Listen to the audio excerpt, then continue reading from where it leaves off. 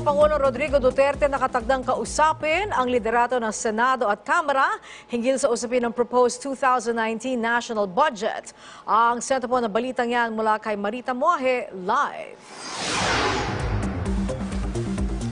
Angelic, makikinig lamang si Pangulong Rodrigo Duterte at magiging moderator sa gaganaping meeting mamayang gabi dito sa Palasyo. Ito ay ayon kay Presidential Spokesperson Salvador Panelo. Nakatakda ang isang pagpupulong sa pagitan ng Senado na pangunahan ni Senate President Tito Soto at ng Kamara sa pamamagitan naman ni House Speaker Gloria Macapagal Arroyo. Kasabay nito, nilinaw din ng tagapagsalita ang tungkol sa naunang pahayag ng Palasyo na hindi pipirma ang Pangulo sa anumang iligal na dokumento. Dagdag pa nito, maaaring agenda ng gaganaping meeting ay ang pagkasunduin ng dalawang kapulungan ng Kongreso tungkol sa issue ng 2019 budget o ang General Appropriations Act. Narito ang pahayag ni spokesperson Panelo. Generally, is referring to anything that will fall under the prohibitive clause of the Constitution. Anything that is illegal, unconstitutional, he will not be a part of that.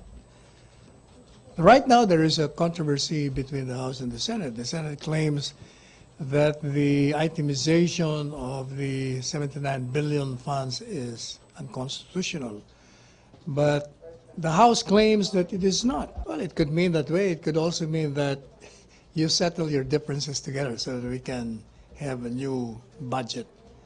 I understand they will be having a meeting tonight. Maybe that's the agenda for them to thresh out whatever differences they have.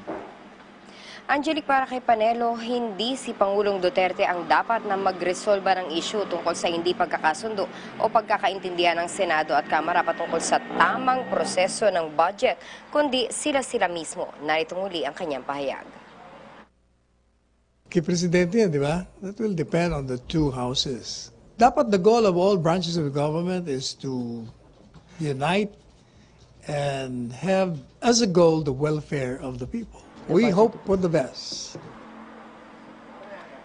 Matatandaang nauna ng sinabi ni Senate President Tito Soto na hindi sila papayag sa anumang pagbabago o pag-amyenda na ginawa ng Kamara sa 2019 budget matapos na maaprobahan ang BICAM report. Pinaninindigan naman ni House Committee on Appropriations Chairman Rolando Andaya na hindi umano iligal ang kanilang ginawa dahil hindi pa naman ito napipirmahan ng Pangulo at tanging itemization lamang ang kanilang ginawa. Samantala, ayaw naman magkomento ni Pangulo sa kung sino ba o ayaw magkomento ni Panelo sa kung sino ba ang tama sa pagitan ng Senado at ng Kamara tungkol sa nasabing issue. Dagdag pa nito, maging ang mga abogado ay hati ang paniniwala tungkol sa usapin. At Angelica, kampante naman, sa kabila ng mga ito, kampante naman ang tagapagsalita na matapos ang meeting mamayang gabi dito sa Palasyo, kaharap ang Pangulong Rodrigo Duterte, mareresolba na ng dalawang kapulungan ng Kongreso ang kanilang hindi pagkakaunawaan tungkol sa 2019 national budget. So yan na muna ang pinakahuling update mula dito sa Malacanang. Marita Moahe para sa Bayan. Maraming salamat sa iyo, Marita Moahe.